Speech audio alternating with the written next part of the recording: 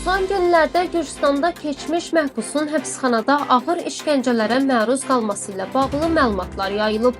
Artıq 10 gündür azadlığa buraxılan məhbusun ailə üzvləri mərkəzi mediaya verdikləri müsahibədə bildiriblər ki, o, ən ağır xəsarətləri Kütahisi həbsxanasının rəisi və müşayiət xidmətinin əməkdaşları tərəfindən alıb.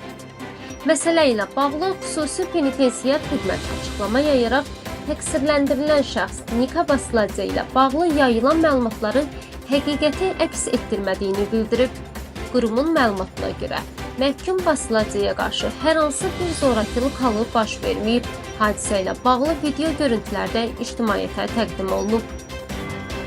Rəsmi açıqlamada vurğulanıb ki, mediada yayılan iddialar güya Basladzeyə hücum olunması və onun vəhşicəsinə döyülməsi əsassızdır və ictimaiyyəti aldatmağa yönəlib. Penitensiar xidmətin məlumatında qeyd edilib ki, Nika Basladze 2024-cü il avqustun 25-də bir dəfəlik ülgücdən istifadə edərək hər iki əlini qəsdən xəsarətləndirib. Daha sonra o, ayaq yolundan çıxarkən huşunu itirib və yıxılaraq başını yerə vurub. Nəticədə kəllə-beyin travması alıb. Qurum əlavə edib ki, son dövrlərdə böhtan xarakterli məlumatların yayılması halları artıb və bu cür halların heç biri cavabsız qalmayacaq.